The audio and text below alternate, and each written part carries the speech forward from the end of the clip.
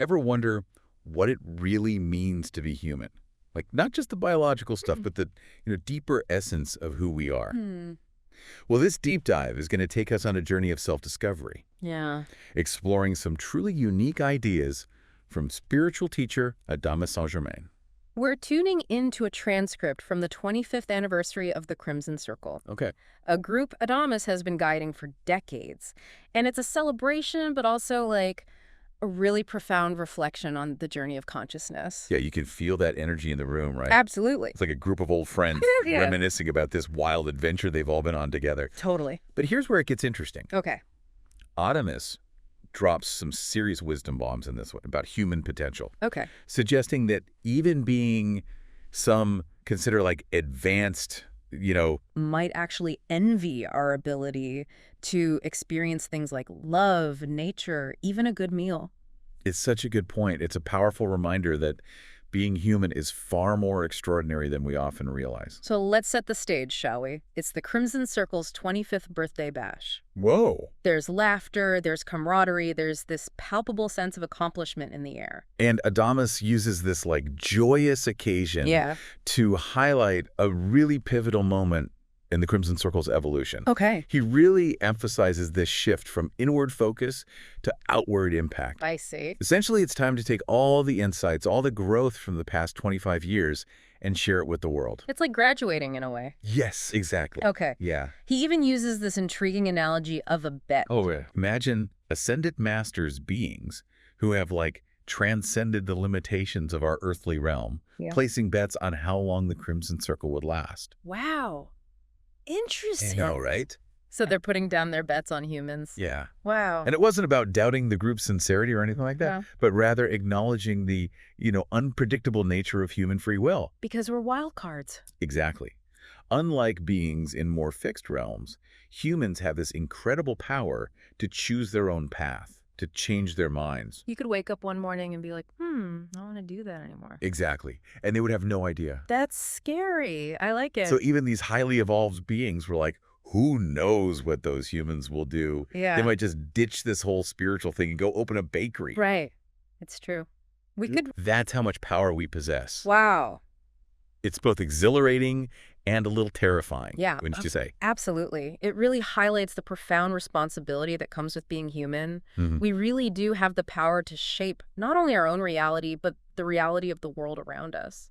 And Adamus seems to get that we don't always handle that power with, grace. Yeah. He even talks about how we often sabotage ourselves, adding unnecessary, and I quote, crap to our lives. Oh, yeah. I love that word. It's like he can see right through our self-doubt and limiting beliefs. Have you ever felt that way? Like you're standing in your own way? Oh, all the time. I mean, it's a very common human experience. And what I love is that Adamus addresses it with such compassion. Yeah. He acknowledges our struggles without judgment, just reminding us that we're always learning, always evolving. This isn't about achieving some unrealistic ideal of perfection, Right. but rather about embracing the, messy, beautiful reality of being human. And that's where the real journey begins. Because if we're capable of creating all this, as he calls it, crap, Right. imagine what we can create when we tap into our full potential, right? Now we're talking. Right. Yeah. So we're these powerful beings capable of shaping reality with our choices. Mm.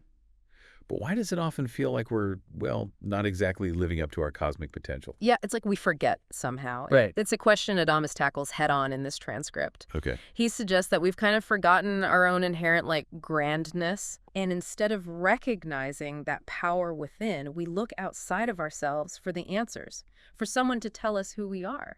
It's like we're constantly searching for that magic solution, that external force that will suddenly make everything okay. Right, exactly. Adamus even uses this example of Palladians, Okay. beings some people believe are advanced extraterrestrials who are here to guide humanity. Yeah, I've heard of those guys. And he doesn't shy away from challenging that belief at all. Oh, really? He even offers to debate a Palladian right then and there. Wow. Bold move. I know, right? So what's he trying to say here? Is he saying that extraterrestrial life doesn't exist? That's a good question. And it's important to remember that Adamus isn't necessarily trying to disprove the existence of extraterrestrial life or anything like that. It's more about challenging this very human tendency that we have to outsource our power Yeah, we give our power away so easily. all the time, whether it's to deities or aliens or governments or even our own limiting beliefs. Oh, absolutely. Our beliefs can really hold us back. Totally. It's like we diminish our own potential when we believe someone or something else hold all the answers. Instead of recognizing that we have the capacity to find those answers within ourselves. Exactly. Like that saying, if you want something done right, you got to do it yourself. Right. But in this case, it's not even about doing in the traditional sense. Yeah. It's about recognizing and embracing the inherent power that already exists within us. So how do we do that? How do we tap into that power? Well, one way Adamus illustrates this is by pointing out things that are uniquely human, experiences and capacities that, according to him, these supposedly advanced beings might not even fully grasp. What kinds of things? Give me some examples. He mentions love, religion, music, nature, building relationships, families, humor, food, compassion, creativity, inventions. It's interesting because those are all things that we as humans can take for granted. We do. Think about it. When was the last time you just sat and really appreciated the taste of your meal? It's true, I don't do that enough. Or the way sunlight filters through the leaves on a tree? Yeah. Or the sheer complexity and beauty of human relationships, even when they're messy? It's like we're so used to these things, we forget how amazing they really are. And we forget that they're not just things we experience passively. Right. They're expressions of something so profound within us. So we're not just experiencing these things, we're creating them, contributing to them with every choice we make. Exactly. And that capacity for experience, for connection, for feeling the full spectrum of human emotion, that's what makes us so fascinating, even enviable, according to Adamus, to other forms of existence. Really? So we've got it good, and we don't even realize it. We really do. It's like we're the ones who took the red pill and woke up to this whole new level of reality. It's a lot to take in. It is. On one hand, it's empowering to think that we have this incredible potential within us. Right. But on the other hand, it can also feel like a lot of pressure. I hear you. What if we're not sure how to access that potential? What if we feel stuck in those patterns of self-doubt and limitation that we were talking about? Yeah, that's the real journey, isn't it? Figuring out how to bridge that gap. So it's one thing to talk about this, grandness of being human. Right. But how do we actually step into that? Right. Life can be, let's face it, messy and overwhelming. How do we bridge that gap between like the everyday chaos and this cosmic potential that we keep talking about? Well, that's the heart of the journey, isn't it? Yeah. And according to Adamus, Okay. it's not about achieving some perfect state of enlightenment or anything like that. Yeah. It's about a process he calls collecting ourselves. Collecting ourselves. What Yeah. does that even mean? It's like we've scattered pieces of ourselves along the way, like fragmented aspects of our being that we've kind of projected outward. Okay. The parts of ourselves that we've denied or judged or maybe just totally forgotten about. So when we were talking earlier about those, alien beings, those supposedly more evolved entities that people look to for guidance, Yeah.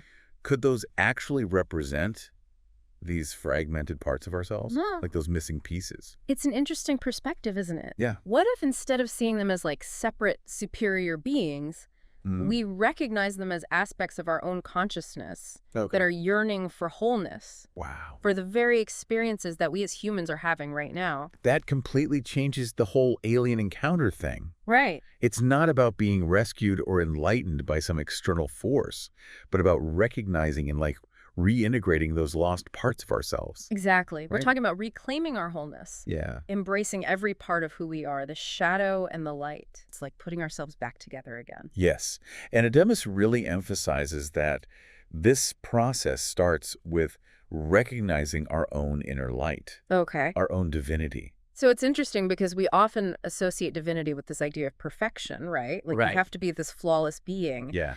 But it sounds like what you're saying is Adamus is suggesting that it's really about accepting ourselves as we are. Exactly. Flaws and all. Our imperfections, our vulnerabilities, Yeah. our capacity for both joy and sorrow, these are all part of what makes us human, what makes us whole. It's like those imperfections are what make us interesting. They really are. Yeah. And, it's in that wholeness, in that radical self-acceptance that we finally discover our true power. And that power, that shift in perspective, it's not just this internal thing, right? That impacts way more than just us. Oh, absolutely.